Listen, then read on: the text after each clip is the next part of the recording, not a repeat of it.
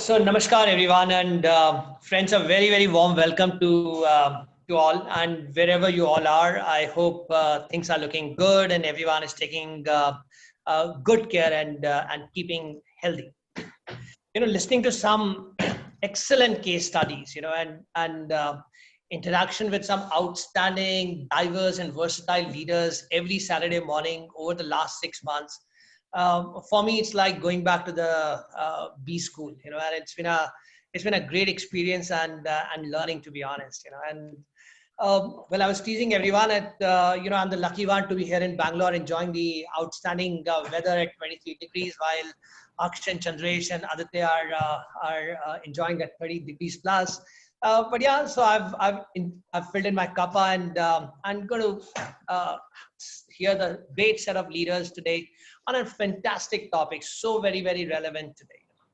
And I must also compliment for today's topic to Aksh to work along with our editorial team led by Hari, because the subject is so very core, and he has really prepared for the session, and let's see how the discussion progresses. I actually also won't mind calling the today's discussion from work from home or to living at home, and work from home, as we were just chatting before this conversation starting, is fatigue in real, and most of us cannot wait to return to our workplaces, but it is also very true that, working from home for months, people's habit have changed a lot. They're trying to adapt themselves to the new normal. But now, as the companies around the world are calling their employees back, there is an anxiety of stepping out and travel.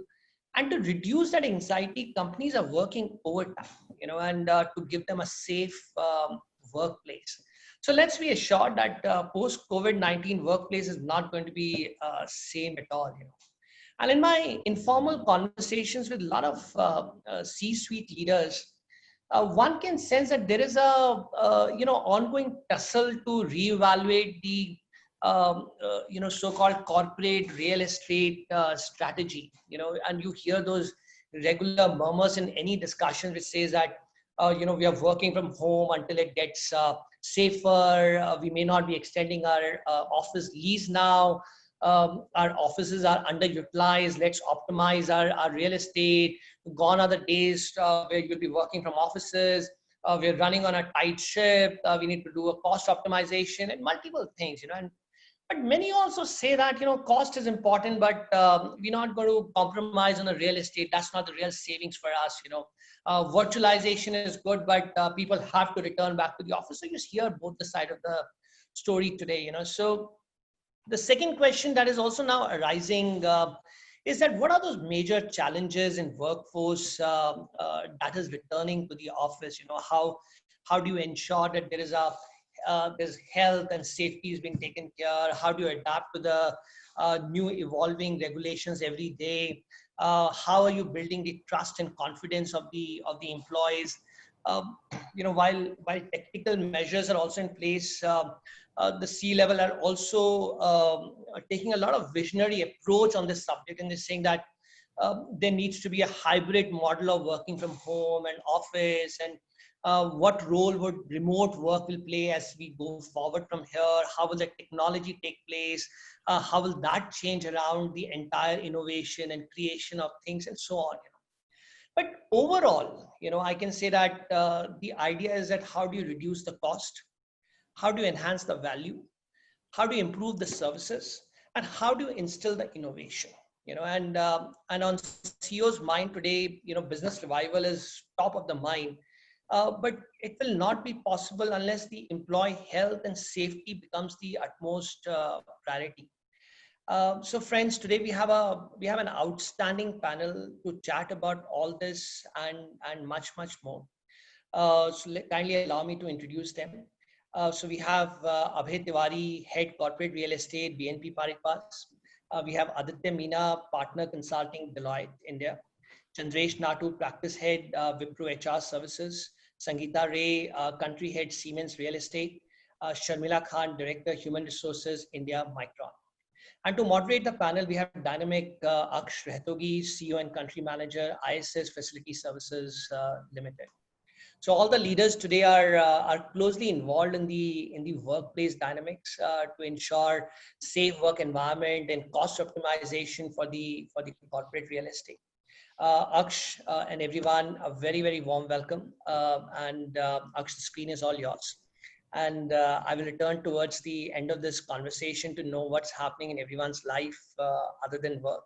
And I was telling Aksh before that I want to surprise my wife today, so I'm going to ask him towards the end that, how do you differentiate between the cleaning and sanitizing and disinfection as well? So how those three terms very different. And until then, Aksh, over to you. Thank you, Deepak, for setting the stage. And you're right.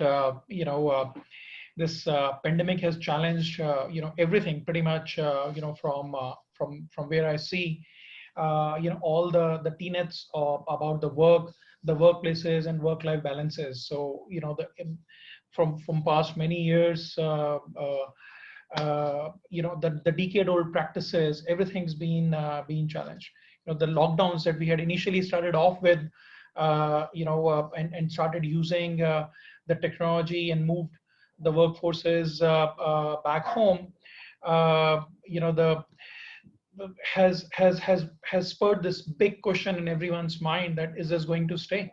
Are the offices of future, are they going to disappear? So we all know TCS, right? TCS was the first one in India to make that announcement that by 2025, 25% of their workforce will work from offices. 75% of it will actually work from anywhere. And then following the heels, there were many other companies in India which have been making similar announcements. So RPG Group, I mean, recently, which has been very old conglomerate in India, not so much into IT, but they have also made almost a similar announcement. So many organizations which are maintaining that work from home policies are there for foreseeable future. I'm sure it is now the optimal time for us to plan for a post-pandemic workplace strategy by revisiting the conventional wisdom and behind the centralized offices and also the office designs that we have so far set ourselves up for. For me personally, Deepak, I was sharing earlier that there is a marginal utility curve. Initially, working from home was fun. There was a lot of anxiousness, and we were all glued on to our laptops. There were longer hours, but gradually it has matured, it has saturated, and it probably reached a peak, and then it's almost on a decline, and it is only 6 months as of now. Right, and when we are talking about future, we're talking about this this work on a more permanent basis. So, and I also, as talk to a lot of my team members. We have about 70,000 workforce. A lot of our team members, 70% of our workforce stays in much smaller housing, so a 2 BHK and 3 BHK homes where there's a husband and a wife who have office to attend in the morning, and also the kids have their schools which are going on in parallel, and also in many times there are parents also who stay with them. So can this productivity sustain in a longer run? I know for sure that my team members want to return to work, but also at the same time there is a huge demand for flexibility. It's not regimented whether they want to come into work when the office wants, but also they would want to retain the flexibility with them. Yeah, India also has been behind the pandemic curve. So many countries have actually seen this coming. They have seen the peak and seen the decline of infection. Whereas in India, we are still gravitating towards the peak. So so I won't talk about maybe China, because there are a lot of emotions attached with it. But we also have a few other countries for us to look at in front of us, maybe like South Korea, which has been very highly regarded for its response to COVID and its success in limiting the spread of virus. So most of the employees in Korea have actually already returned to their offices. Office towers in Seoul have over 80% occupancy compared with the pre-COVID levels. So workers, everyone throughout the country actually have very willingly adopted the health and safety protocols, such as face masks and frequent hand washing, disinfection, sanitation. So for them, the life seems to be coming back to normal in a short while. And then there are a lot of other countries, like maybe some like Taiwan, where COVID's actually not even made a huge impact, although they're getting impacted in a different way because of cross-border restrictions and global recession. But for them, life is as usual. But also, bringing it back again to India is very different. India have a very, very different way of life. We're the second worst hit country in the world, at least for now. But at the same time, the fastest rate of infection. We very quickly moved away from the world's fastest growing large economy to the world's fastest contracting large economy. When we all saw the results of Q2 earlier this year. So disappearing office space, for companies and corporates in India, also, like you said, has huge commercial considerations, for most companies. But the question that still remains in everyone's mind is, could this model work? Could this distributed model, could this work from home model be in a position to sustain the employee performance and productivity? And also, what impact can it have on the moral fiber of the companies? So let's start our conversations, and try and attempt some very obvious questions in terms of the very first one that comes, and that is being asked: is the office going to disappear? I mean, it's a very provocative question, but that also means that it may not disappear, but will it come down significantly, or what sort of new typologies and technologies that would come up, and then we'll move on to to take up some of the PNC or people and culture questions, in terms of, if the environment is changing significantly, then how do we still stay relevant? How do we still manage our human currency and human capital, and still able to sustain the moral fiber of the organization? So why don't we start the conversation, let's say, with you, Aditya. So let me start with you. With what do you see are some of the emerging trends in today's real estate market, on the basis of which you're advising your customers, given the cash and the cost and the savings matrix, on one side, but also at the same time, the hygiene, disinfection, increased expectations on the other side, and also some of the trends that you see are emerging in the short run, but also how are companies and developers, more importantly, looking at this in a longer term? Thank you, Aksh.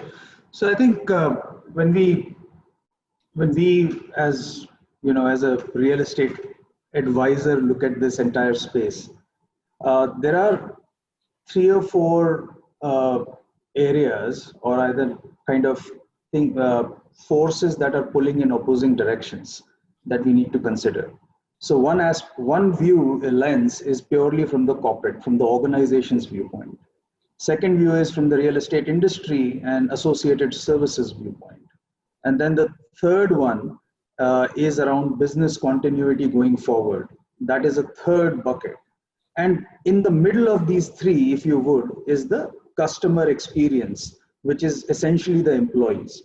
And when we bring all four of these together, there is a bit of a matrix, and there is a bit of adjustment, and it's not one size fits all, frankly.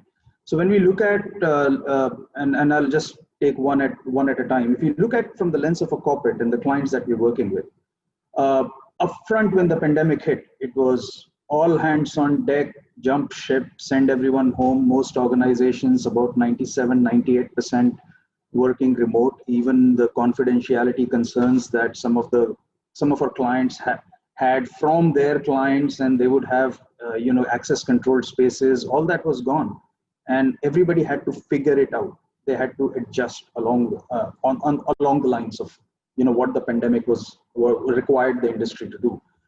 At the same time, there was this realization in corporates that business continuity needs to take a different lens. We need to look at it different in a different way. It doesn't have to be a natural disaster or a tsunami or excessive rains or flooding. Force majeure is also something like this pandemic, and how do we address that? So that also came into play. For that, standardization of processes and looking at real estate with a different lens started to come. At the same time, then the third thing that's been happening with large corporates is, we don't know what this means, so let's go into cash preservation mode. So when we bring the three together, workforce from home, some of the fears and concerns of clients kind of put to rest, everybody adjusted, everybody's kind of getting used to the new normal, looking at standardization of processes. At the same time, then comes the big question, do we really need all this real estate now anymore? Now that's different for different industries, different companies. For example, if when we're talking to some of the banking clients that we have, they're saying branch rationalization. I mean, even anyways, branch utilization was on the decline. With this, people are not even going to the ATMs as much as they would otherwise. So overall, the footprint for the banking industry, they're taking a very hard look at it. What do we need to do with that?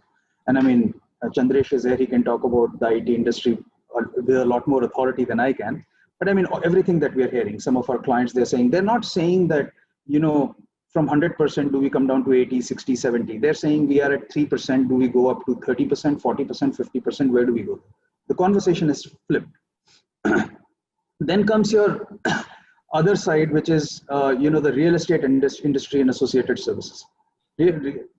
Where the industry is saying, okay, now the new normal, there are a whole set of new requirements which were never there, like social distancing, health, safety, security, sanitization, leveraging of technology, IoT and other technologies, and then going onto the cloud. So there are all these opportunities that have opened up. While there could potentially be a contraction in the square footage that the industry is servicing, but revenue per square foot is likely to go up. So it's again a push and pull over there. Then, I mean, we already spoke about the continuity. Now organizations are saying, large organizations which have GICs in India, they're saying, why can't we leverage the GIC to provide a set of standardized services? And because we have a network of all these processing centers across the globe, we can drive business continuity even for our real estate services from these GICs. So there are some large organizations that are going aggressively and setting up the real estate services, processes, practice within their center. So, and there again, the cost is, because there is a saving when you consolidate and so everything is, for the real estate industry, they're seeing a contraction but an uptick in revenue. For organizations, they are seeing a reduced requirement for space and therefore savings. And these are hard cash savings. They're thinking about, capex to opex, sale and lease back, flex working space, all those other things, which can overall have a consolidation of footprint. And Deloitte has done that. We have done that ourselves. We've given up one office in Gurgaon. But with all these three things, in the center is the end customer, which is the employees. The employees are saying, I mean, office was, especially when we talk about India, office is, in India, it's hardly ever the case where office is treated as people carry 2 cell phones. switch one off, which is personal, walk into office at 9 a.m., turn the office phone on, and then 5 p.m. they turn off the office phone and walk out, and office is office, then it is my personal life. There are people come in at 9, 10, and then stay till 8, 9 easy, and the social circle also is in offices for most employees, even more so for junior employees. And it's a very active social stimulus hub office. And then there is work that happens. Yes, they do work, but it fundamentally ends up becoming their life. Now they're all locked up in their homes. They all have to sit in home. They're all itching to come back to work. Some of them have tried to come in some cases we've seen people have tried to come back to work, but then realized that that whole social setup is gone. There's nobody around. So they've gone back home. But a lot of the people are just waiting to come back. And a lot of work is happening, like you mentioned, Aksh, right? I mean, there is, ungodly hours and weekends have disappeared, and the lines between personal and office hours have kind of blurred or completely gone. They did go off for a period of time because there was a lot of paranoia around pandemic and how do we be more effective. Right now, everybody is saying productivity has gone up. We've spoken. A lot of our clients are saying we are seeing better productivity. But as you mentioned, Aksh, I mean, it was there for a period of time. There could be a fatigue that sets in. And once the fatigue sets in, the lines are going to be harder, more rigid. And once that happens, it might not be the same. Therein comes the customer experience part. So all the stakeholders here with employees at the center need to figure out, or are thinking today, how do we keep the experience alive and as effective as it was when it was within the four walls of our office. So it's about making sure that virtual working is there, technology is implemented, and ability for them to come back. For example, one of the clients was saying, in a technology company, saying that if it is a non-ODC setup, our cost is going to go up 2x if we want to manage the pandemic and social distancing and technology and everything. If it is an ODC setup, 3x. Because what this customer experience is driving is square foot per capita has to go up significantly. That square footage, that increase in square footage plays well for the employees, but then there is a certain degree of optimization that is going to happen. Spaces are going to become much more nicer, if you would, safer, with very heavy leverage of technology.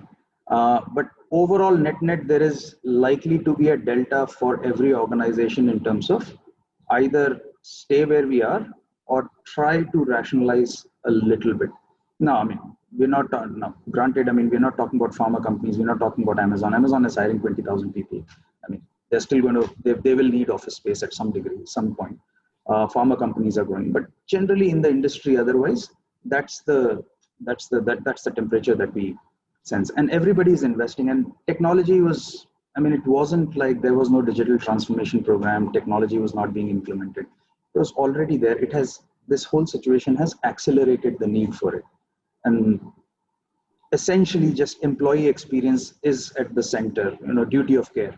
I mean, some organizations, there are some clients who are saying, how do we relook at the facility requirement? We're going to consolidate, we're going to take more space, but how do I design it better? What do I need to do? Do I need to take more space? Because now I have a duty of care to my employees. Mental well-being.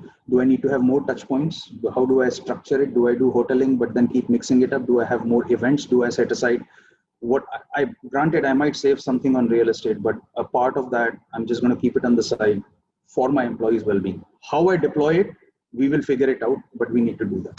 So that's broadly what we're seeing. And so there is cost takeout, but then there is a net addition, experiences there. But in terms of, there is a fundamental, tweaking of the structure with which this entire real estate setup has been working for years. And end of the day, population is only growing. So I don't think that real estate overall, broadly speaking, as an industry is going to contract, but per organization, per square footage is going to increase, but overall square footage for the organization might optimize a little, and technology investments are going to be high. But do you also see organizations, making the most of the current situation when there is pressure on the real estate, on the commercial real estate, and the prices are actually in many cases also getting corrected? Are they going for some long-term bets, and are they going for picking up the right property and having a rent-free period for a while, and then again uh, tying themselves into long-term leases? Is that a trend that you're seeing, or you're seeing more where the companies are looking at, okay, while we see the rates may come down, but we probably are better off using the co-working spaces and the co-works and the WeWorks of the world in case we were to increase the demand. So they are actually, rather than tying themselves, looking at more flexibility available at their end. So I mean, it depends. I mean, it depends what part of the corporate sector are we talking about. I mean, if you're talking about Wipro or Siemens, I mean, large organizations with large setup with GICs or servicing clients globally. I mean, if Wipro were to shut its services today, half the banking industry would not be able to function, right? So it's not. I mean, large corporates are not necessarily looking at. They're not being opportunistic. Some of them, most of them own campuses. Others have leases, and they've been in a growth phase. And all that could happen is planning for that growth might stop, and stay where we are and restructure within that. In terms of getting out of leases and renegotiation, I mean, it's a lot happening in the residential sector, frankly. I mean, I was just talking to somebody the other day in New York, Central Park, when it was $5,000-6,000 a month rent for an apartment, a one-bedroom apartment, is down to $2,500 with 2 months free if you sign a one-year lease. In the retail sector, these malls and all, a lot of that is happening. But in the large corporate setups, not as much. It is more around optimizing internally, figuring out how do we do that. Some are also saying that, I literally have to do backflips and bend over backwards to get approvals from headquarters, HQ, for an additional office. If I have 2 offices, I'm just going to stay with them. I'm not going to change anything because I know I'm going to grow. I might not get it. But if you go down to, some of these newer organizations, startups, if you call them, shouldn't be calling them startups anymore, but they are saying that, okay, I was growing, my business plan was there, I have a certain amount of investment, which I was going to deploy in a certain way. Now, if it's a startup in the travel industry, they're like, okay, now all the square footage that I have, I don't need because my business has come to zero. So now they're saying that if my lease is up for renewal, so it is also very opportunistic in the corporate side. If the lease is up for renewal, they can do something. Otherwise, it is a relationship with a large national level, India level realtor. You don't want to mess around with it because eventually things will settle. Real estate is always going to be something that they require. So it's not that companies are not necessarily upsetting the apple cart. But if the lease is up for renewal, then there are conversations that are happening. It's a tough conversation. It's saying that what do we need to do? If there is a high risk facility, I need to move to a better facility because I need to take care of employees. So moving into a new facility, that movement is happening, consolidation is happening, but more opportunistic. Sure. So let me turn to Sangeeta. Sangeeta, I know Siemens has been leading, this workplace strategy and future of office even many years before when the pandemic came in. So do you see your strategy of future offices getting accelerated during this time? I'm sure, but what are some of the big ticket changes are you observing moving from this digital era into the virtual era? So I'll answer your questions in 2 parts, Aksh. Like I mentioned, like you mentioned, we had been looking at the new workplaces, the new format of working even earlier before COVID. And as Aditya also said that, and you mentioned in terms of your housing, there's a lot of emotion attached to the workplace because a lot of our time goes into our work areas and we get a sense of identity from the work area. Moment we talk in terms of let go that space and try to do non-territorial working, it creates a lot of insecurity in the psyche of the normal working person. So initially, when we started these new workplace formats, attractive work areas, non-territorial, more collaborative space, there was a lot of resistance, not negative resistance, just the insecurity of not being used to this kind of a work environment. And it was not it was an Indian topic, but it was also a global topic. The pandemic has been a major game changer. People have forgotten that I can only work from office and I need only my table to work and I need my two screens and my desktop to work. It's all history now. People have learned that they can work from anywhere. 6 months, just a couple of days short of 6 months, and they would have been working, as Aditya and you both said, at much higher or equal productivity. Of course, there will be a fatigue, but at much higher productivity. So that mindset, the mind block, I would say, is history. Yeah. Now it's a question of how do I optimize between working from office and working from home. The second ground reality, assuming no change in work volume even now, when people come back to work, they will hardly have 30 to 40% workplaces available, which means earlier they were resisting a 30% desk sharing. Tomorrow they will have to do 70% desk sharing, and that's a ground reality. So your own work desk is history for some time at least, even when you come back to work. Yeah, so it's a major change. So now what do we do in terms of designing? If we were looking at, let's say, a 30% desk sharing earlier, tomorrow we have to look at almost a 3:1. That means for every 3 person, I have one workplace, keeping the social distance in place. Yeah, because of the social distancing. So that's the reality. So obviously, because of that, your collab areas, etc., will go. The philosophy now would be, you don't come to office to do your individual work. You come to office to do individual work. All of the restrictions actually mentioned about flats and all. But nevertheless, this is going to be a reality. You come to office for collab work, individual work you can do from home, because even with social distancing, etc., your space remaining the same, the sitting capacity in the offices will have reduced drastically. Yeah, this is the main thing. Having said this, and in the past we were looking at 30% desk sharing. In the future, we're looking at one desk of 3, because no volume change. Simple as that, because of social distancing. You asked about digitalization and virtualization, etc. Earlier, we used to feel great that, hey, I'm controlling my, I'm Aurangabad factory, or I'm controlling my Goa factory sitting out of Kalwa. I'm controlling Worli sitting out of Kalwa. I'm controlling Kharghar sitting out of Kalwa. These are all my factory and office locations. What happened during COVID? What remote control center? Even that is history. Today, all of those topics, all the electrical connection, electricity, all the solar power, all the water, all the building comforts are all getting still controlled remotely, but on people's laptops from their residences. So for me, digitalization is history, virtualization is a reality. Even security is today being controlled from the residences, not from some central control center somewhere. Last 6 months, this is how it has been working. People have learned, and if we have to be ready for the future, we should not assume that this is a temporary topic. It's there to stay, at least for the next couple of years.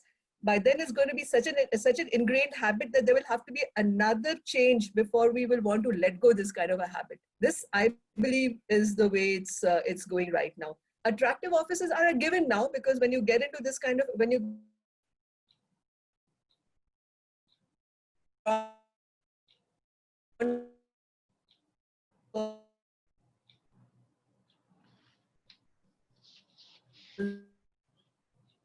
Sangeeta, we're losing you.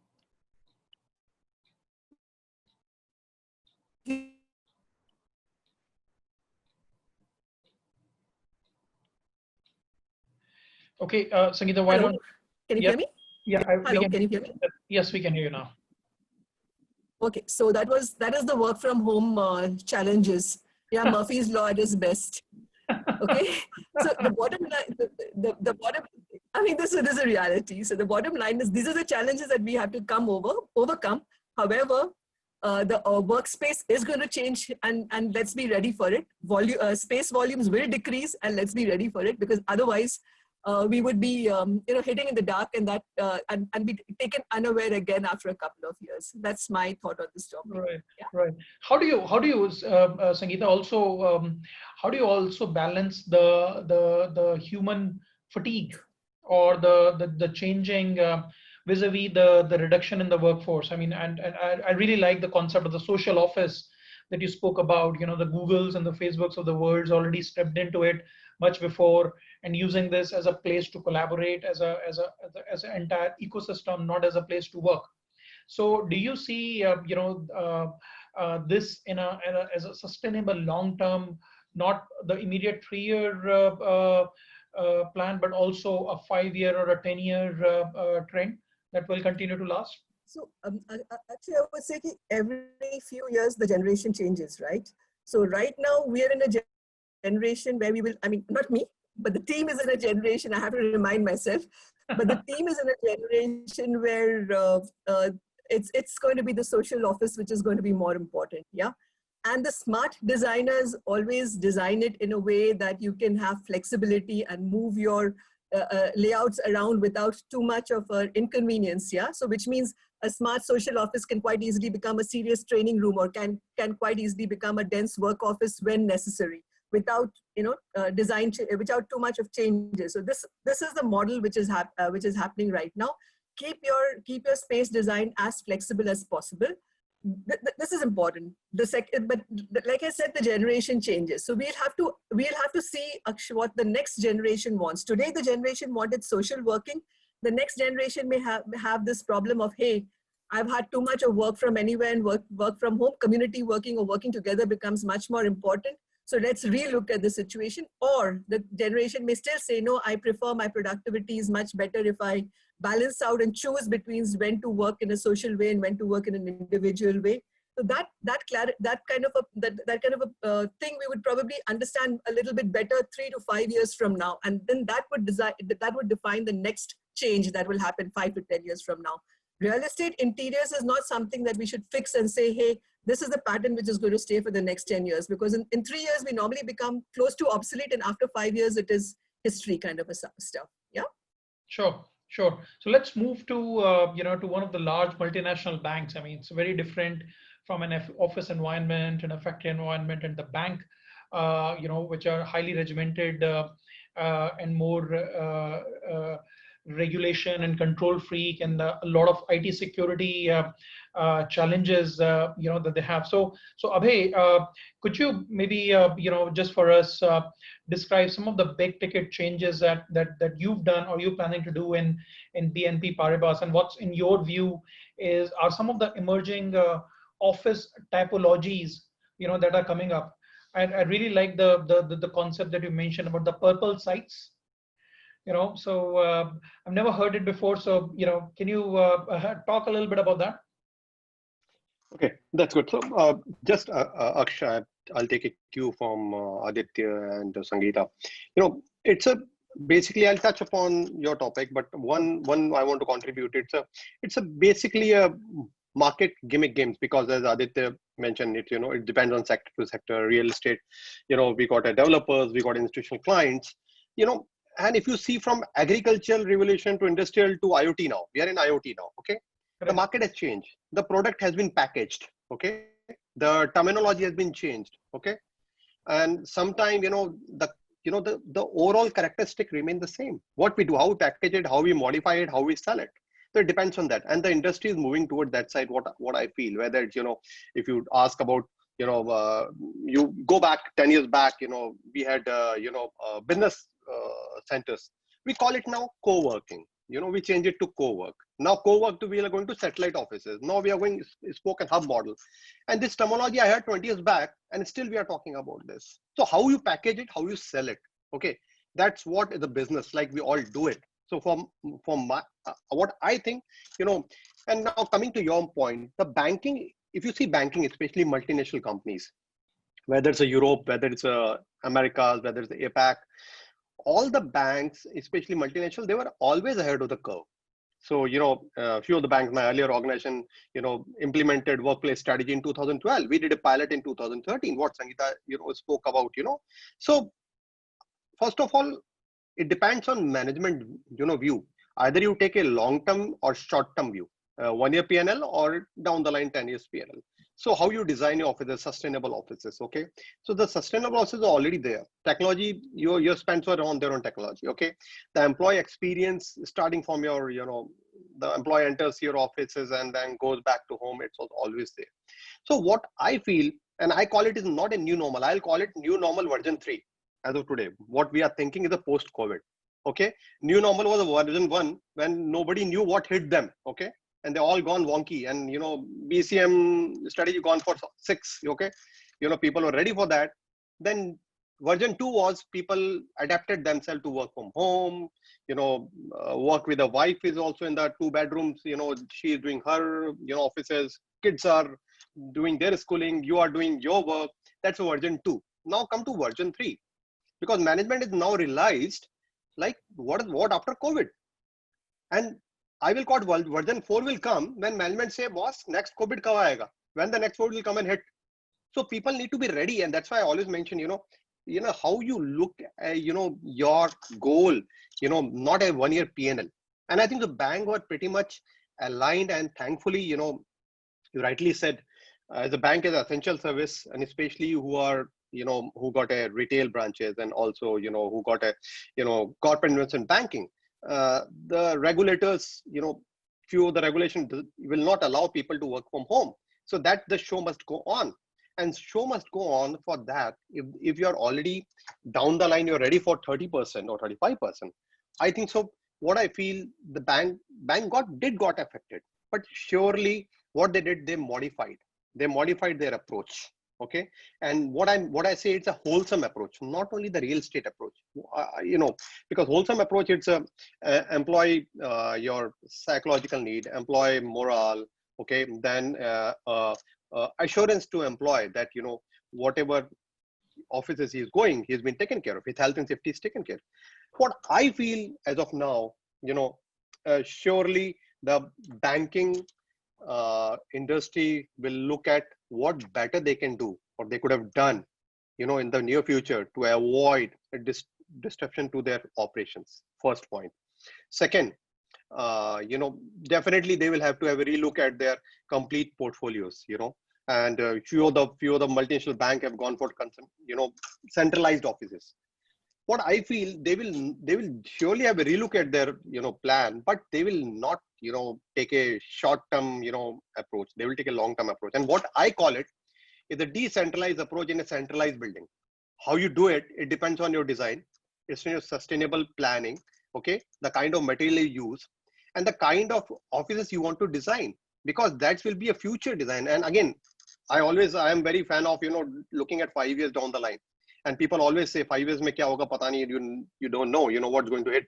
But if you see 5 years down the line, you people will laugh at you in 2 years down the line, but 5 years pata chala ki COVID 3 aa gaya. So that's what I always feel, that's what. Now coming to new terminology. As I mentioned, terminology will now coming already, satellite offices coming, if you see India, we got a 300, co-working space coming up. Now they are coming with a new terminology. But as far as the bank is concerned, surely they are looking at rationalization of their retail spaces, okay, the branches. But the centralized offices, I think so, the modification has already been done in the three phases. One is modification done in the process, how you run your bank operations.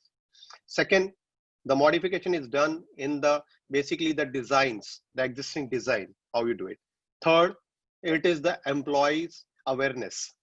The employee should be aware of what the new normal version 3 is going to be implemented in the future.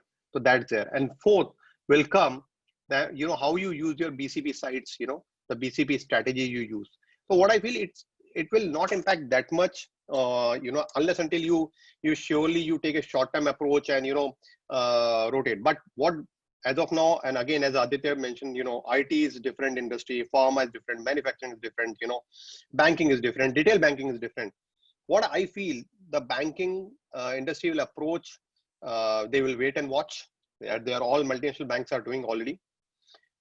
They will do along with their management, and they will make all employees a part of their journey. And they do a brainstorming sessions, and they will come to a strategy. What I feel, maybe a rotational basis, employees coming to office, maybe 20%, 30% work from home. HR can go to the employees and say, okay, we are hiring you, we are giving you you have to work from home for 7 days a week or something like that, and and balance rotational policy can apply. So in the offices, if you see, at best, if the post-COVID, if we design that, it can, the density can go, or workforce can go till 60 to 70%, taking 10% out on the leaves, on the training and everything. But 20 to 30%, what I feel, I'm not sure, but what I feel, surely will be rotational basis. And coming to the point again, we need to see the geography also, Aksh. Like, as Aditya mentioned, people are ready to come to the offices. We have to see the cities, the people, how they are living, the social economic conditions out there, the stable power, the network. People are already facing challenges. And as regard to, you rightly mentioned, the IT security, the regulators are very clear. Like if you see that for, KPOs and BPOs, the ministry is allowed to work till 31st of December from home. What after that? Because under STPI and SEZ, you got a regulation to comply with. So surely management and we as the leaders need to take into account the entire wholesome approach and arrive at long-term solution.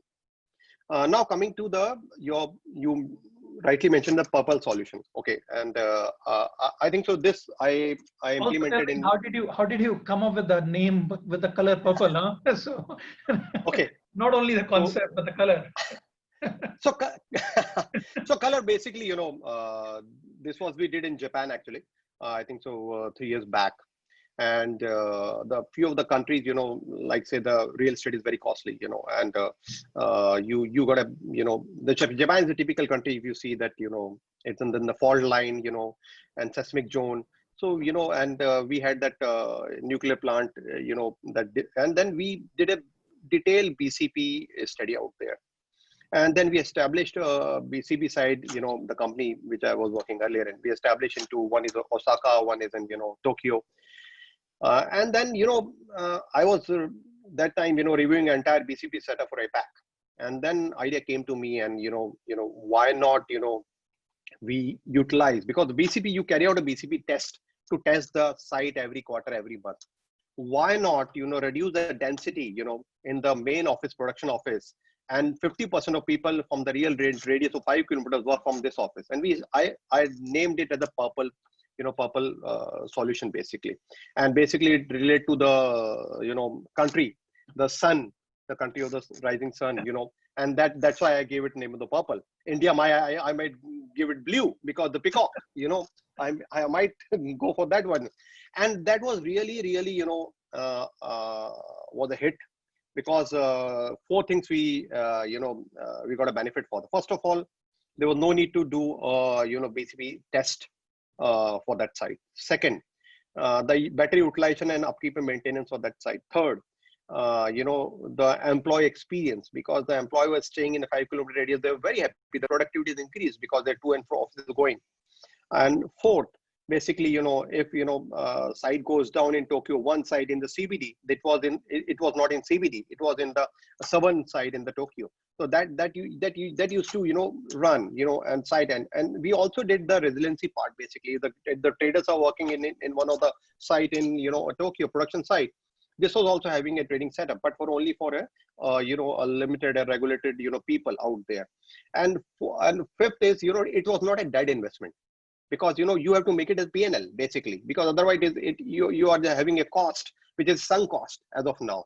And going forward, I think so really all the companies will definitely surely have to relook at their BCP strategy, BCP setup, the risk resiliency, and definitely the approach towards how to combine not only the real estate footprint, your employee experience, your productivity, and entire wholesome approach will definitely play a very great part in the future real estate workplace. The strategy is going to be adopted by the industry. Sure. Very interesting, Abhay. Let's move to to hear Chandresh, from an IT setup. So and I understand, Chandresh, you will also have a lot, apart from the other complications, you will also have a lot of client complications, because in your own building, you will have a lot of rules, regulations, agreements signed off by with multiple customers, right? I mean, I understand we have a right now till 31st of December. We have the sign off from from the government to work from home. Do you anticipate that to continue for another year or two, or do you anticipate that that regulation will or that waiver will go away? And then more importantly, what are you hearing from your multiple clients, from their IT security perspective, as to how do they want to run their own small office space within your office, right? So and what sort of technologies you are bringing about? So, Chandresh. Yeah, thanks, Aksh. Let me start begin by saying that clearly for now, at least from a Wipro HR perspective, we are working from home till end of this month, and I'm sure we are going to be extending it. More from your first question, Aksh, around the government approvals till end of this year. I think depending upon how the overall numbers really span out, closer to October, November is when maybe we will get to know more about whether they are going to be further extension or not. In our kind of business, first and foremost, what is most important is that, is whether we've got our client approvals to really work from home or not, because that's where we serve. And then we see that will continue for some time for sure. But let me just give you some examples in terms of what's really interesting happening today. Okay, and if you look at it, Twitter has announced they are going to be working from home forever. Okay, Amazon is saying we are coming back early 2021. Jan we are back in the office. Facebook and Google are saying they are till mid of next year they are going to be working from home.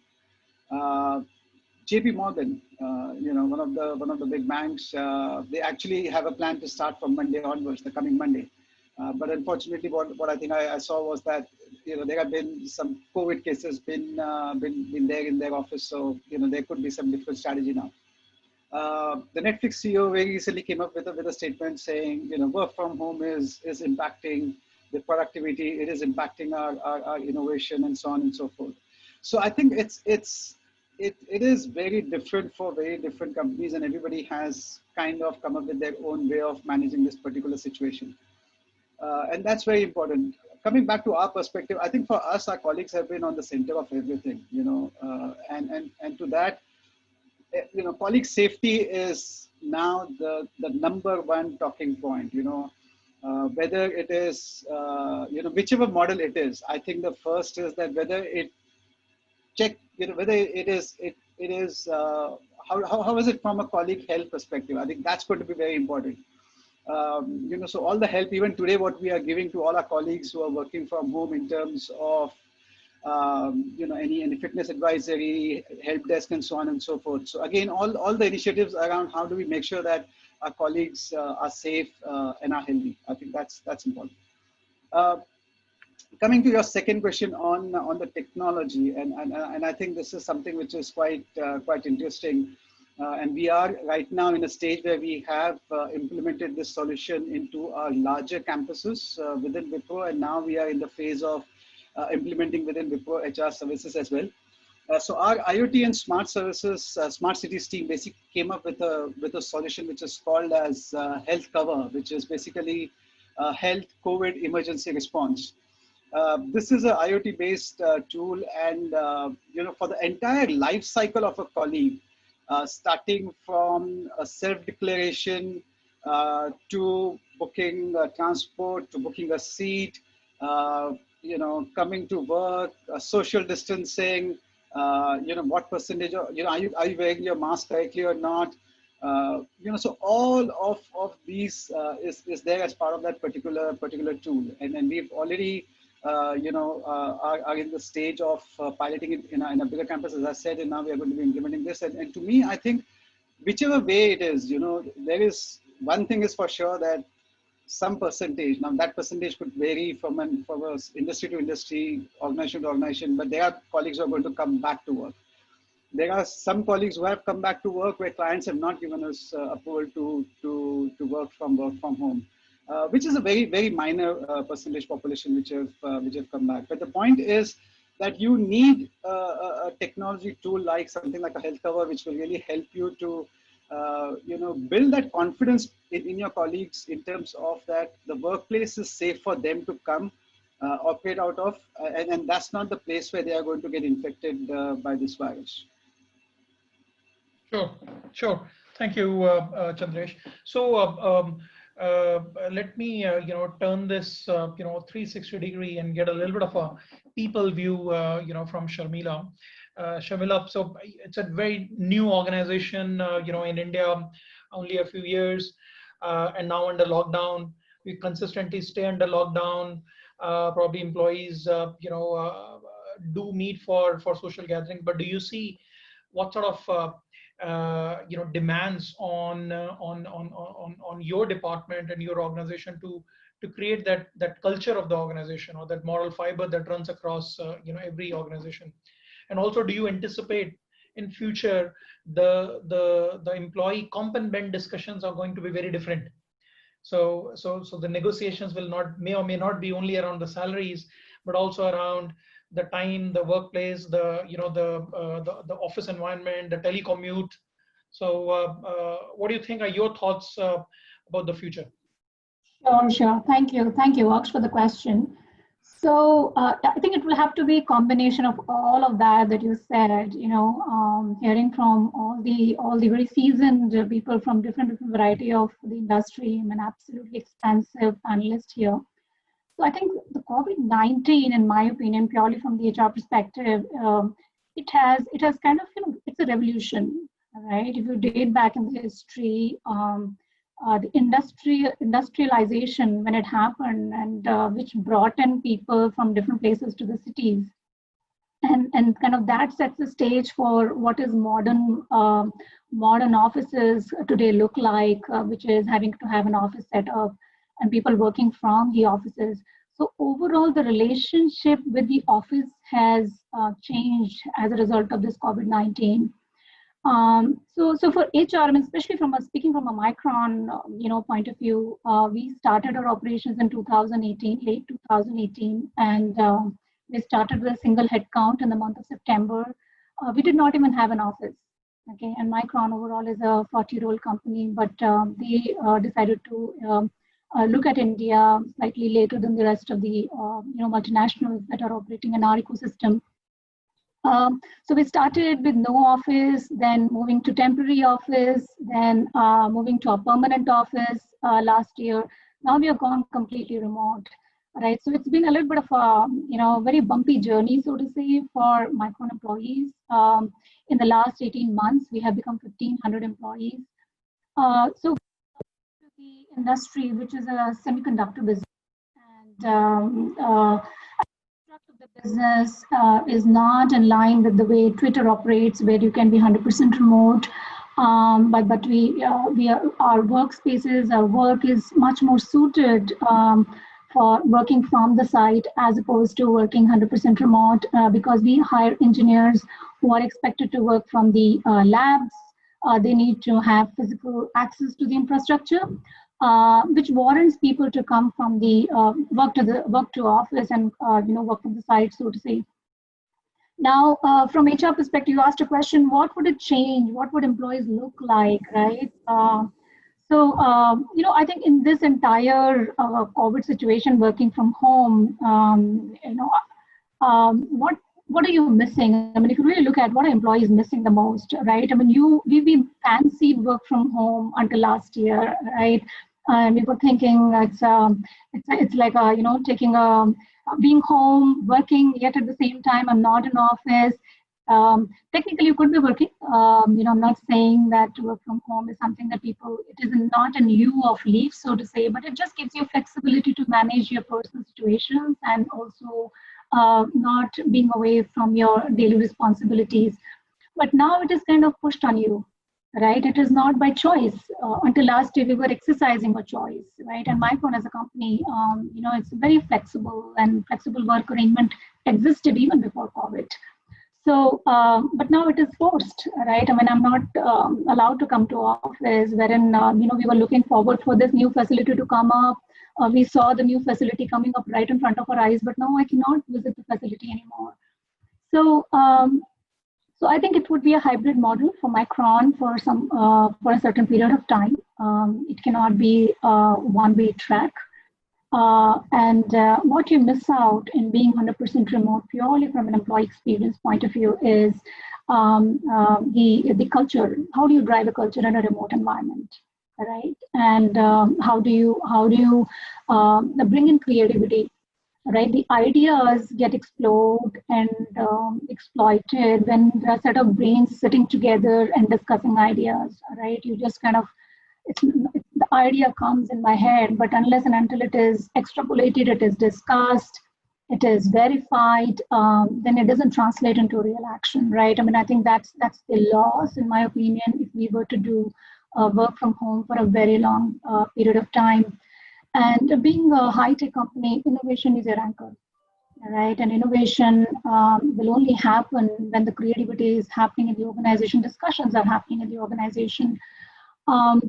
So we, like being a young site, very recently we onboarded 200 engineers, campus graduates from variety of universities. We our hiring primarily is limited to tier 1 and tier 2. Those are the universities that we attract, but what a big loss. We did an onboarding for all of them, 200 people logged in on a virtual Zoom call and interacting with each other, but completely missing out on the opportunity to build relationships, right? All of us probably, after 15, 20 years of experience, we still value the friends that we made in our first organization, right? I think that's a complete miss, and that's a complete miss. People come to the organization and they relate to the culture of the company, and that cannot be experienced at this point in time being remote, and I think it's a big loss, in my opinion. And if I were to kind of, switch a little bit and take a diversity hat, being an HR, it's an important element to drive the culture, having to have a, diversity anchor in the company. In my opinion, I think, while women value work from home or the flexibility, but I think it's women who's hit the most, right? They are 50% more than their male colleagues, right? If you're sitting and working from home environment, kids will not go to their dads, they will come to mom, right? Maids will come knocking on the door, and everybody in the house coming knocking at your door. So I think it's a huge disadvantage in the long run, right? Maybe the men on the platform may not agree. I think that's the a broader sense, in that sense, because women run the house technically. It's just a natural anchor in the house from that perspective. If you look at in earlier sessions, men lost jobs, but now you will see that my data may not be accurate, but as I understand, in the US, we have about 28% of the women actually have lost jobs from different sectors, different vectors of the industries, or choosing to get out of the jobs because the pressure is way too much for them to be able to manage responsibilities at home and responsibilities at work. So while in the long run, it might be an opportunity, for some it's an opportunity, right? If I were sitting in a tier 3 city, I've got some set of responsibilities at home, I cannot step out, this becomes a boom for me. So I think it comes with a mixed response, from a diversity point of view, so to say, and so is from the HR point of view, right? And my hiring strategy has to change. Earlier, we were able to hire people from tier 1 cities or metros, so to say. People were not, or people are kind of uprooting themselves from tier 2 cities and coming to tier 1 cities to make sure that they secure a job in the places where they want to be. But now people will evaluate those situations and look at, can I not be, continue to be in tier 2, continue to be the place where I belong to, and then still be part of the organization. But yeah, I mean, it's very hard. This debate is so interesting. There is nothing right and wrong. It is not. It's not a one-way track, right? It's not a one-way track, and And we're talking about knowledge workers, especially in the high-tech space. You know, they are such a strong, powerful economic drivers. You know, and they generate many, many opportunities for the others. So the place where I work, it is in a high-tech city. It is surrounded by food courts, Starbucks, right? And the people like us go there, you know. So imagine if we stop going to offices, what would happen to those places, right? And we have the, you know, in our environment in IT, and I'm sure others will resonate, and especially Aditya, because he represents Deloitte, which has got a huge millennial community. They are the very strong drivers for the other associated businesses. So yeah, like I said, it's a mixed response. And if you talk about the benefits, and I think some of the benefits would have to be adjusted over the course of time. Like car lease is such a, you know, favorite benefit, you know, but if I'm not going to commute and I'm going to commute only occasionally, do I really need a car? Do I really want to maintain a car, right? I mean, that's one benefit people would want to kind of look at. Conveyance allowance, right? I mean, if I'm kind of going to go remote, do I need it? But what I would probably value and readjust my benefits is the broadband connection, the infrastructure at home. Our houses are not designed for 100% work or even 50% work, right? So people will reevaluate and assign dedicated spaces to be able to kind of work from home. Even if it's not 100%, I would still be doing co-hybrid model kind of a thing, wherein sometimes I will exercise more flexibility. And given the situation is not going to improve, we will not be in a position to have 100% employees working from the site in the next 4 to 5 months, maybe, or maybe longer than that. We will still have 40–50% of the people working from home for still longer periods. So I think it would require rethinking, redesigning the workspaces, and that would call out for additional benefits in order to support that. Sure. I have great respect for all the women, you know, working from home, and you know, like you said. But I also respect my my male colleagues who are also working from home under equal stress. But I think there are a lot of things that you said, Shamila, that resonates with us. I was, you know, very recently watching a video of Simon Sinek, and one of the things you know that he said was the work can be done in you know, in the meetings and behind the computer screens also, but the other aspect of work is trust. Trust is what develops, which is between the meetings, going to the, you know, to the coffee shop, to the, you know, to the pantry to pick up the coffee, you know, walking to the meeting, and you know, and having those side conversations that develop the trust. And you know, it's with this changing environment, you know, organizations will more and more be challenged to develop those trust. Right now is also an environment where we've all got in, the workforce is already entrenched, they know what needs to be done. The bigger challenges will be assimilation of new workers into it, you know, telling them what the process is and how this will work out and what have you. So very interesting. We've also done a little bit of a survey, you know, ISS did a little bit of a survey with a lot of our customers, you know, asking very similar questions, you know. So I'm not sharing the entire survey, but maybe the 2 or 3 themes that were emerging out of the responses of the survey, which have been, you know, that work can be done from anywhere. So whether from the ports or the airports or the offices or home, anywhere, or co-working places. So work can be done from anywhere. So it's need not be office at all. Okay. But at the same time, 70% of the Gen X, Gen Y, Gen Z, you know, they want to come back to work, but with a very high amount of flexibility. So they want to come to work when they want to come to work, not when office wants them to come to work. So it's this changing you know, mindset. The other thing which was also emerging was a very high utilization of spend analytics, space utilization, robotics, and IoT, which is going to proliferate now in the office space a lot than what it has been in the past. And of course, the hygiene and sanitation levels will you know, will improve manyfold.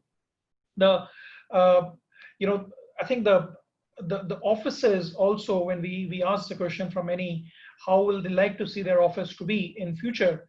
And one of the comments have actually been that looking for the places where they can breathe and nurture.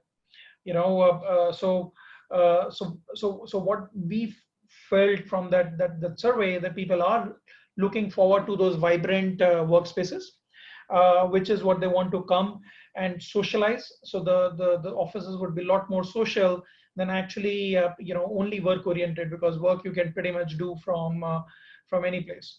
So it's, I think, and hearing from from all of you, I think it just resonates with what we've also been hearing from multiple customers and segmented industries from us. So we have a few Q&A also. So I think maybe we can move to those just in the interest of time.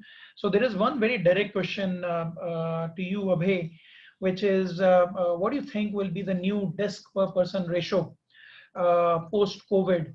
Most of the companies in the past have been following a 0.8 desk per person in a pre-COVID era. Do you see this will change dramatically? No, surely, I'll touch upon in two parts. One is the existing, the workplace. So it depends on the appetite of the companies, how much they want to spend and, modify the workspace. But certainly without disturbing, they can increase the, the space allocated for, a per employee. That's definitely. Second is the new offices. Surely, I think so that, with a long-term view, it's going to increase, because certainly the companies are going to be ready, in the future for such contingencies. But again, as I mentioned, it has to be balanced out. It can be go from 0.8 to 1.5 and 1.5 in the radius, it can go. But again, it need to balance, because the uptake of the real estate will increase. The indirect cost or direct cost, from the real estate side will go up. So definitely it has to be balanced between the, I'm pretty sure, and all of us, we are talking here, the employee wellness, employee safety, human capital is of utmost importance. But having said that, they need to be balanced.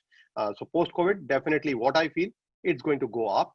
But again, it depends on I told you the strategy, how the strategies we are going to make, whether it's, 60% people are coming to the office. I don't think so there's a need to even, increase the density per person, per employee. And also, if you're using a spoke and hub model or the co-working space, and like you can work from anywhere. So I think so. Then office need not to increase the densities, per person. It can, they can operate as what they are. Right. So Sangeeta, you also mentioned earlier, in your comments that you were looking at 1/3 of the spaces being reduced in the office. So and I know you also have a large IT IT arm within Siemens. Do you see this space utilization coming down significantly? I'm using a simple calculation that when we come back to office, we'll have not more than 35% workplaces available. We will get used to that. Then I'm using a multiplier effect on that, my patent, a multiplier effect on that saying 2, because I need, because of social distancing, double the number of space. Yeah. 70. If I put these two formulas together, for me, it's simple that I will be landing up with 15 to 20% space extra. Having said this, you then need to divide the space into the users category. Software development can be done from anywhere, or does one have to come to office? Yes, innovation, probably one has to come more to office because there's a lot more of brainstorming which is required. Yes, when you have new people joining in, you need to bring them into the culture. You need to have a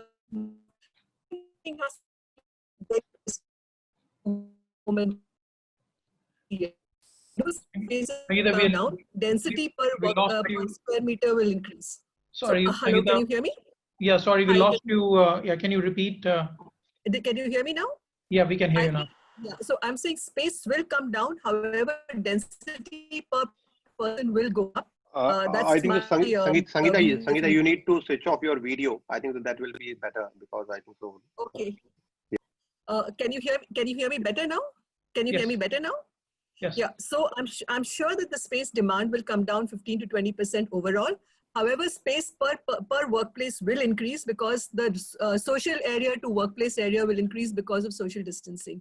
Yeah, this is what what I believe about this. Of course, it'll differ business function type to function type. Innovation, more time in office, routine activities, less time in office, kind of a stuff.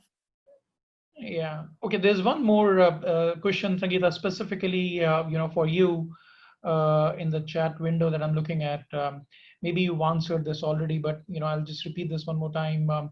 As per you, digitalization is a history, and virtuality going to be reality.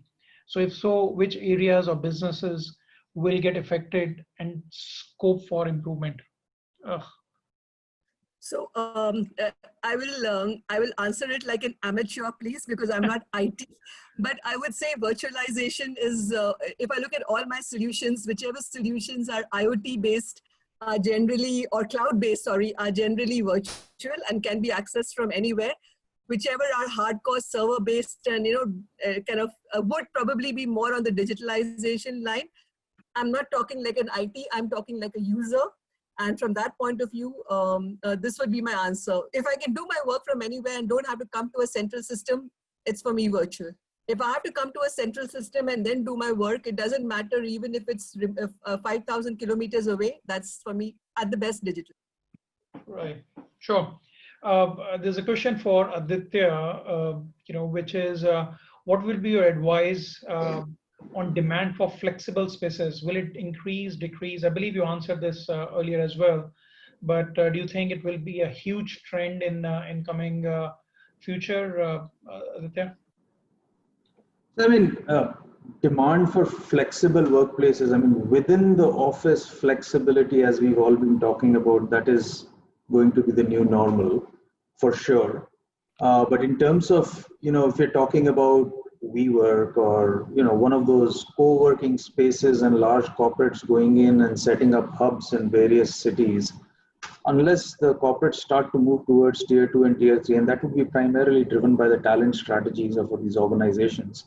If we want to go tap into tier 2, tier 3 and make it easy for employees to work from there, then having those hubs and having a stopgap arrangement, like one client said, they were shutting down facilities and they only needed 30 seats.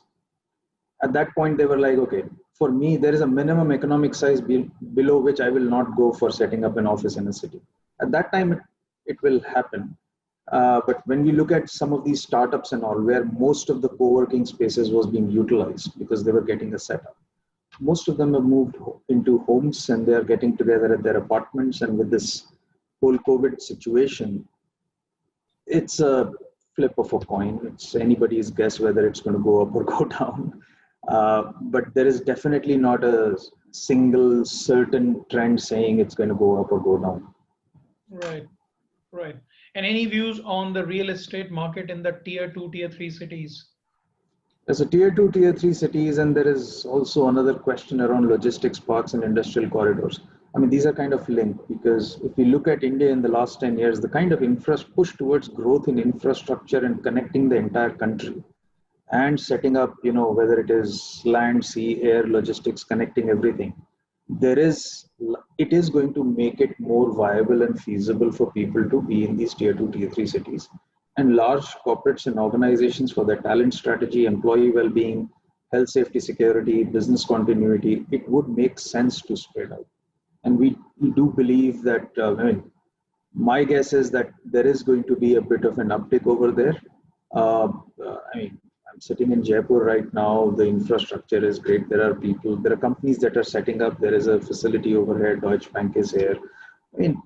There is movement into these cities as long as the talent is available, and people would prefer to be at home, not move locations, because there is more than anything. We're talking about social, psychological well-being, all that, but there is also a significant financial impact. Right, right. The next, question for Chandresh. So employees in especially in the BSIT segments and the back office shared services, they're all used to the transport pickup and drop. facility. How different do you think would that be in the post-COVID scenario? Will they continue as the same way that they were being done? So do you have any view, or do you, as an organization, have been thinking around it? But this also is one of your big cost areas, and it's been a big pain area, right? Yeah, yeah. So I think at least for some medium term, in terms of the capacity what we had pre-COVID, that's going to go down by 50% to start with, because of the distancing which you will have to maintain. So having said that, I think this is going to be a big focus area in terms of, and it will start from the requirement, right? How many people do you need to really bring to office? Out of that, what percentage population really will need transport? And then how do you really design your transport services towards that? But there is going to be a capacity constraint, the way there is going to be a capacity constraint on the seating side of it because of the social distancing. Similarly, on the transport side also, it's going to be, it will have a capacity constraint because of that. And both of them is going to be integrated. And hence, it's going to be very important going forward in terms of looking at what, which colleagues do you really need to bring them to office? So that's going to be a very big deciding factor for both the critical cost factors. Sure. Deepak, I'm not sure how much time do we have left with 7 minutes. Do we have time to take on more questions? Or no, I think we're good. Aksh, unless until you want to take another 1 or 2 questions, then that's perfectly fine. Yeah. No, I think we're good. Sharmila's already answered a couple of them in the chat box. So I think from our standpoint, clearly, what I could gather is we do not have a crystal ball, and we are all dealing with a very complicated situation and absolutely unprecedented times. But I clearly see that everyone is evolving to the same fact that the offices will continue, but in a very different manner. Shapes and forms will change. The demand for offices and office space is not going to come down, given a lot of growth factor coming in. But the utilization of the same office space will be done in a very different manner. We may or may not see the swings and the slides like what we see in Googles of the world, but yes, the telecommute, the flexibility around the world, is absolutely something which is here to stay, and will not be something which will disappear even when we open up the offices in the post-COVID environment. So I think time well spent from my side, unless anyone else has any closing comment and wants to add. Great. I think a great conversation, and Aksh, all the efforts that you put in preparation today worked out fairly well. And Sangeeta, Sharmila, Chandresh, Aditya, Abhay, great insights. Thank you so much. And and I've always been doing this after every of my conversation, that it's always great to know the leaders a little bit more beyond their work, and that's what the CEO Lounge is all about. Let's make a quick attempt of knowing each one of you, and maybe I could start with Sangeeta. So Sangeeta, what is that one thing that you did working from home in the last 6 months, other than work, and something that you always wanted to do, and finally you got a little time or a chance to pick it up? Tough question. Why tough? Because I don't know what I did beyond work, and I certainly didn't do what Sharmila spoke about of balancing home and office. So when I was free, I was telling Aksh yesterday, I was looking out of my window and kind of gazing on the lake, pond, which I can see from my balcony, and kind of decluttering my mind. And of course, spending some quality time with my pet baby at home, who happens to be a golden retriever. This was something I was not able to do when I was going to office every day. Interesting. And and Bombay anyway has kept itself alive and busy with multiple conversations. So I'm sure around the Powai Lake, you managed to find those discussions and conversations going on in a big way. So Aditya, a very, very interesting question for you. And I'm just you're a busy traveling man, and what would your your best friends say that they like the least about you?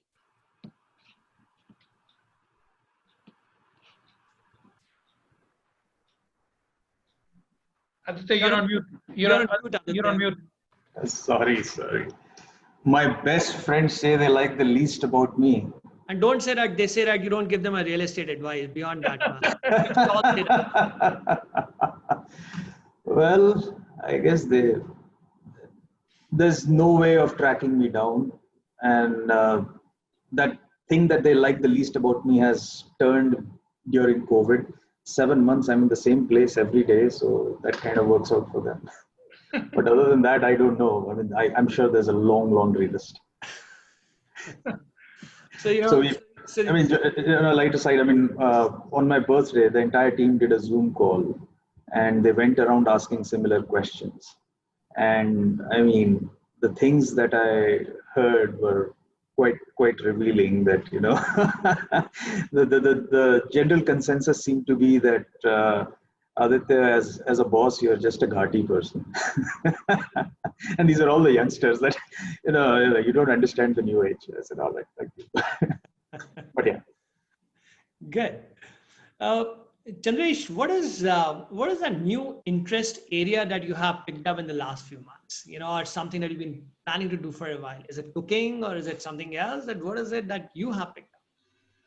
No, unfortunately, not on cooking. I can still just cook Maggie. I think the only interest I've developed now and I've been more regular about is more on the wellness side. I make it a point that I go for my walk every day in the morning and do my 10,000 steps. I think that is something which I have taken up quite seriously now and trying to do it more often. So yeah, thanks. Excellent. That's actually showing off on you, Chandresh. And Sharmila, we all know that you've been very passionate about diversity and inclusion. That's one of your areas of your liking. What is that one implementation that you're really proud of in the D&I segment in the various companies that you've been associated with? Yeah, sure. So I have spent almost about like 8 to 9 years in the DI space. So something that we introduced in Micron last year is a safety device. We were the first company to kind of introduce safety device, and we give it to all our women employees. Essentially, it is about having to have, it's like a Bluetooth, small little product, which you kind of, you can integrate it with your phone, and it will track you in case if you're in a situation, if you're in a stress situation, you kind of just shake it, and there are 3 contacts will get to know that you are in a distress situation, and then also it tracks where your phone is. We can track your location. And I think it was a fantastic device, and we introduced that, and we were probably one of the first companies who kind of thought about safety of women to that extent. So there are many things which is not very unique, I would say that, but having to have creating informal networking opportunities for women. Technically speaking, women are actually very good in networking. It's just that they don't network after 6 or 6:30, just like men do over the drinks, right? So because, you're kind of trying to rush back home to take care of 100 things at home and things like that. They're technically very, very good at networking because they're the ones at home will figure out which college or which schools your child should go to. Men in the house will not come and give you those recommendations. You cannot get your maids at home with the help of men, but technically women.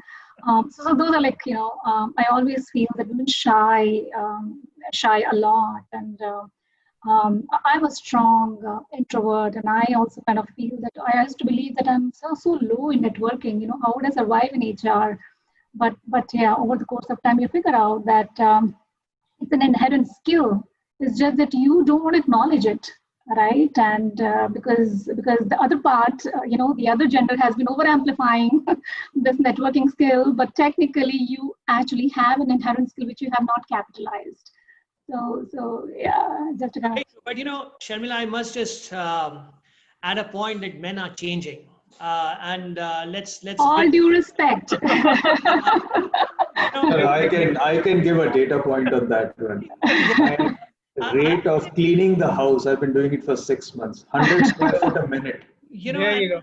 Grooming and mopping, 100 square foot a minute. Totally, with due respect, and I think not to sound so feminist, but I think the overall, the life skills, the shared responsibility, and the respect for each other. I mean, not just men, let me tell you, even the children at home, right? And they were so distant from house responsibilities. And I have two daughters, and one is a teenager. And in the last 4 months, I was thinking the question that you asked to Sangeeta, you'll probably ask me the question. Something that I'm not a movie buff. Okay, I don't think so. I watched a movie in the last 12 years. In the last 4 or 5 months, I've watched all the movies of my lifetime. And because of my children, right? So because I don't watch these Avengers, but they force me to watch Harry Potter, Avengers, and that's a new skill that I like to flaunt. No, excellent. And we wish you more Netflix. We wish you, Thank you. more Renaissance. Enjoy yourself on that. And Abhay, the yacht and the sea behind tells that you're a passionate traveler and you're a sea person. You love that, So is there a holiday moment that stuck with you, which you would like to share with us? Yeah, yes, badly. I think so. I always believe in, as I mentioned, everyone mentioned, you need to evolve and you love what you like. So this COVID has given me, next 10 years or 20 years, what I'm going to do. And definitely, I'm missing my adventure trips. I'm missing my holidays. And surely I'm looking forward, next, might well go somewhere, desert, wild deserts, or maybe in some adventure trekking, or, maybe a 100-kilometer marathon or something like that, So just waiting for that. But definitely, this COVID taught me, to give me time to, pen down what is required next 10 years or 20 years for me. And surely, as Aditya mentioned, I did my share of duties at home. And definitely that kept me busy for maybe 10 minutes, 20 minutes, or half an hour. But surely I'm missing it and love to go back to the life again. Interesting. Aksh, never got a chance to speak to you. We do so many conversations. But what is that sports that you love? Is there a sports that you follow or a sports that you play? Yeah, so what I personally like to do is to run. I mean, I've been trying to to keep up and do a long distance running. It's been for a while, but during this COVID, that's also sometimes you keep getting challenges. So some of my friends, when I talk to, especially in Mumbai, I know there are people who are actually running marathons and half marathons in their balconies. Probably I'm not as passionate about it, but yeah, I mean, I do an early morning run or a late night gig when the whole world is sleeping. But more importantly, it's not the sport. There is no, you cannot follow just a running. It's just so boring for many people. So sometimes you're forced to follow what your kids do. And my son is an ardent soccer fan. So he follows, all the Champions League and the Premier League and who's selling which player to which club and, which coach and which manager is changing. So I have all the news, and in many ways, I am, I've kind of gravitated a liking towards, towards this over last many years. So, now I can say, I have a club that I can relate to and, can follow that. And, so, yeah, so soccer is, like many youngsters, is what I try and follow. Interesting, but whatever said and done, the love for the cricket cannot go away from our heart, So let's put the monies on which IPL team, Chandresh, maybe why don't you start here? What about you, Deepak? Yeah. Well, as I said, I'm a woman of the house, to be honest, Sharmila, and I love taking care of my son. I teach him. I make him do all his homework, his online classes. So yeah, so I'm very much taking care of the little boy that we have. And yes, I'm a sports person. I love playing something or the other. So thankfully, in the Bangalore weather allows you to do that 12 months a year. And there has been very, very limited COVID cases within the complex where I stay. So the sports has been kind of open. So we've been playing a lot of things. So yeah, so the sports and a bit spending time at home has kept me busy. And yes, I have been watching a lot of movies before also and now also. So that is my me time at the end of the day, whatever happens. So I do that. And these days I'm watching Suits. So it's got some 8 editions with 16 episodes in every edition. So yeah, it's pretty interesting out there now. So Lucky great. one. Yeah, that's right. And so Chandresh, I was asking, which IPL team are you putting your monies on, man? Yeah, so I'm not a big cricket fan, but I do follow. I'm more excited for Manchester United starting the season tonight. So they play Crystal Palace. So I'm a big United fan. And coming back on IPL, I think both the teams which are playing tonight, they are going to again maybe most probably be in the final, Mumbai Indians and Chennai Super Kings. So yeah. Chandresh दिल रखने के लिए धोनी की चेन्नई बोल लेते हैं यार, you know. Yeah, that's why I said both of them, right? So they both are the strong teams. Abhay, where does your money goes? Yeah, basically my money goes from the state which I am. I will put my money on Rajasthan Royals because they are the underdogs, and I think so. I will support them. Let's hope so. And Yeah. well, Aditya, you've given your thumbs up out there, so you're going out there, right? Huh? So Delhi से कोई प्यार नहीं है, हाँ? नहीं, अब जयपुर में बैठे हैं, यहीं का खा रहे हैं, तो पैसा भी यहीं लगा देते हैं. चलिए. I do have a question for Aksh. Aksh, 100 square foot per minute, is it a good rate? You would know that. Would you hire me?